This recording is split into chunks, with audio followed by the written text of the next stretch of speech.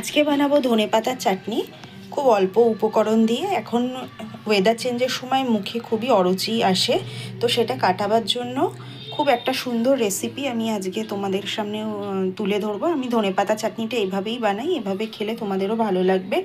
এখানে বেশ দিশি ধনেপাতা 3 আটি মতো ধুয়ে পরিষ্কার করে একদম গোড়াগুলো ফেলে দিয়েছি, দিয়ে পরিষ্কার করে ধুয়ে জল ঝারিয়ে নিয়ে নিয়েছি। সাথে বেশ কিছুটা রসুন আছে, এখানে একটা ছোট রসুন পুরো গোটা দিয়েছি। এর সাথে ধরো এখানে 1.5 টেবিল স্পুন মতো কালো জিরে রয়েছে আর কাঁচা লঙ্কা।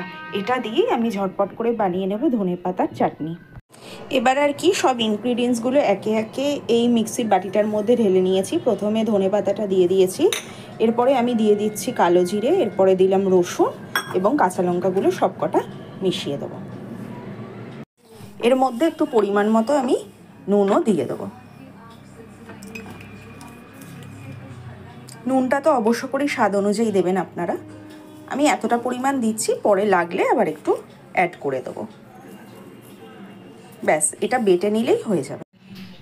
দেখো সুন্দরভাবে আমি এরকম একটা পেস্ট তৈরি করে নিয়েছি ধনেপাতাটা দিয়ে। এবার এটা জাস্ট টিফিন বক্সে ঢেলে নেবো, আর এর মধ্যে একটু সর্ষের তেল রেখে দিয়ে দেবো, প্রিজার্ভ করবো যেহেতু ফ্রিজে। আমি কাঁচা ধনেপাতা এখানে ইউজ করেছি। তোমরা চাইলে, যাদের গ্যাস অম্বলের সমস্যা আছে, কাঁচা ধনেপাতা খেলে ঢেকুর উঠতে পারে, সেক্ষেত্রে তোমরা করতে পারো কি, কিছুটা ধনেপাতাটা একটু শুকনো খোলায় কড়াইয়ে নেড়ে নিতে পারো, তাহলে কাঁচা গন্ধটা চলে যাবে।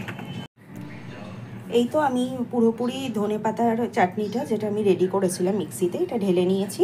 এইবারে এই বাটিটার মধ্যে ঢেলে নিয়েছি, এটা আমি ফ্রিজে রেখে দিতে পারবো, বেশ কিছুদিন ধরে খাওয়া যাবে। এর মধ্যে এবার আমি 2 থেকে 2.5 টেবিল স্পুন সর্ষের তেল ঢেলে দিচ্ছি।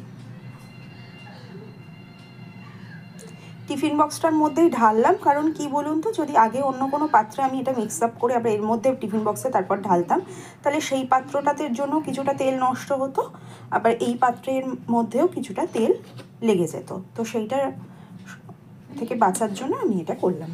আপনাদের সুবিধার মতো করে নেবেন। এবার ভালো করে একটা চামচ দিয়ে ভালো করে মিক্স আপ করে রেখে দেন।